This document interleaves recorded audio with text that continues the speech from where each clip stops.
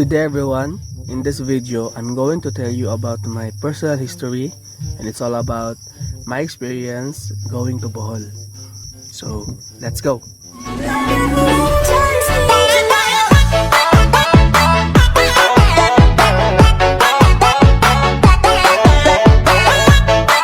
Good day everyone. I'm John Michael B. Apa. I'm 18 years old from Mandaue Benido, Bohol. In this video, I'm going to tell you about my personal history. So, dili ko taga Bohol, taga Bicol mangud ko, taga Camarines Sur sa Iriga City. Ang pamilya sa akong uyab, gipare ko sa Bohol, kay ari ko mag-eskwela. Napo ko yung mga bad experience ato sa Bicol. Ako lang po gidawat ang opportunity na makaari sa Bohol. Mao na to. Final na maari na ako sa Bohol. Pero abi na og sign ra makaari.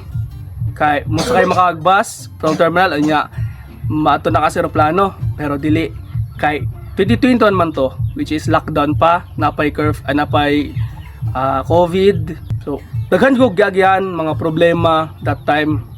Syempre bata pa ko. Nya ako ra po usa. Ang pamilya wala po nakahibaw nga moari ko sa Bohol. Daghan ko gyagyan nga mga problems maong nag-search na ako sa internet unsay buhaton, nagtanaw ako sa YouTube unsay mga pamaagi, unsay mga requirements nga kinahanglan sa airport. Kasi syempre minor de pa man ko ato. Wala po ko experience, mao to pa lang to ang first experience na ako. So kaya sa Ginoo, nakakuha ko permit community pass sa among barangay. Talagang porsigido jud ko maka-aris Bohol. Gitabangan pud ko sa akong mama sa Aris Bohol ato siya sa Pinanido sa LGU. Ngay pud siya permit adto. After na ako makakuhag community pass, ito na po ko sa Red Cross, nagkuha ko certificate, medical certification karon mo ako sakit. Kunya ni ato pud ko Red Cross gyapon, nagkuha ko swab test. Ang swab test is valid ra siya for 48 hours. Maong kinahanglan ka ng dalion na lang jud akong flight. Nya na pa jud to S-pass or unsa man to, nakalimutan ko sa lain nga requirements, basta akong gibuhat tanan para makaari jud kay sayang ra ba ang kwarta. Kaya sa Ginoo, nakato na ako sa terminal, safe ko nakato sa Manila, punta ako sa Manila. Wala koy ticket sa plane. Ano po to ang problema? Pero thank God nay traffic enforcer adto sa kanang stop po siya sa airport. Gitabangan ko niya maka-ticket sa ang ticket nas online na lang, ako lang gipicturan mao nakasud ko adto.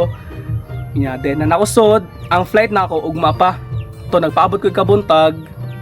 Then pagkabuntag na matakog sayo, eto naabot ko sa linya. Sige ra og pangutana sa mga guard adto, sa mga gwardiya, asa dire, asa CR, asa tanan, nangutana ko tanan kay kahibaw ako ray usa. Kay lockdown pa jud to, wala joy ka na kaay na kanang mga travelers, kay lockdown pa jud, kay lisod kaayo mga itag mga requirements. Mao to nga, thank God nakasakay sa eroplano. Maupo to ako first time makasakay sa eroplano. About 1 hour nakabot ako kanang Talibon sa Talibon ba Tagbilaran tanang terminal sa kanang airport sa Tagbilaran sa Talibon. Mao to ang experience sa pag-ari na ako sa Bohol. So dili siya sayon, lisod kaayo guys. Ako na ingon ninyo. Lisod jud kaayo siya. Kay lockdown pa jud to nya. Ako jud usa, imagine ninyo. Ako usa siguro 17 year, 15 pa do 16 na to. Ako usa, wala na kahibaw akong family nga mularga ko kay basta dili ko sugtan. Mao na to. Thank you for watching.